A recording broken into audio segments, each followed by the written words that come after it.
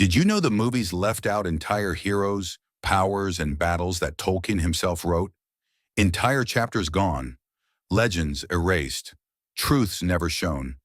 Today we uncover the hidden lore of Middle-earth the films didn't tell. Tom Bombadil, the strangest power in Middle-earth. First up, the one fans never stop debating, Tom Bombadil. The films cut him completely, but in Tolkien's story, Bombadil is a mystery older than the elves, older than Sauron, older than the ring itself.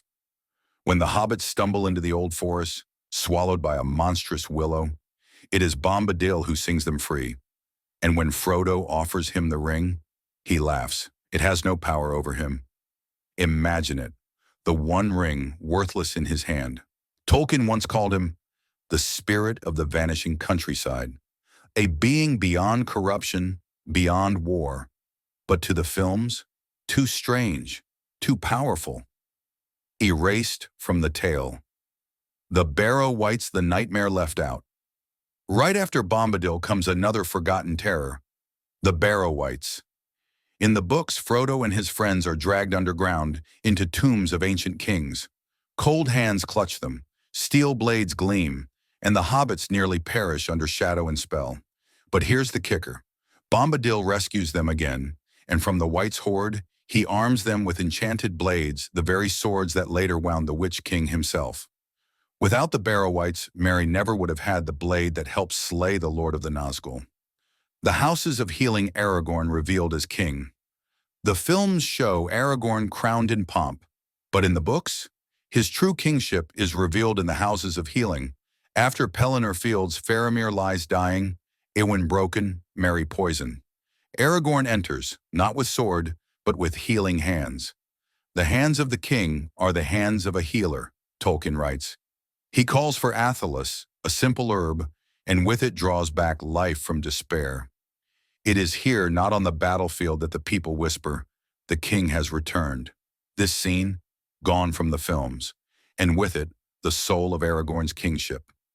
The Palantiri Stones of Power. In the movies, the Palantir is just a prop Pippin sees Sauron's eye. But the books? The Palantiri are far more deadly. Forged in Numenor, they allow sight across the world, but not without peril. Denethor looks too long and is broken by despair.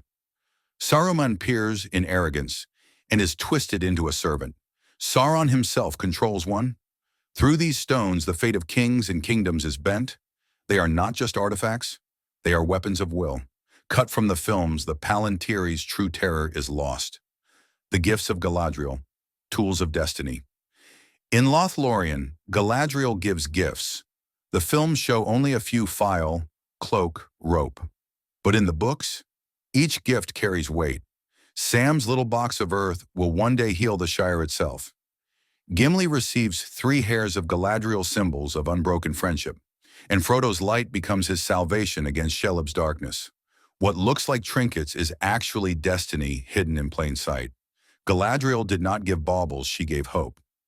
The Grey Company, Aragorn was never alone. Movies show Aragorn as a lone ranger, but Tolkien wrote something greater. The Grey Company. 30 rangers of the north, kinsmen of Aragorn, ride to his side. With them comes Halbarad, bearing a black standard wrought by Arwen herself. They march into the paths of the dead together, not one man alone, and on the Pelennor Fields, the Grey Company thunders beside their king.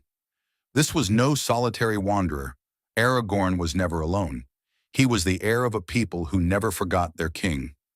The Grey Havens, the end beyond the end. The films end with Frodo's departure to the Grey Havens, but Tolkien's story carries further. Yes, Frodo sails, but so too does Bilbo, the first ring-bearer.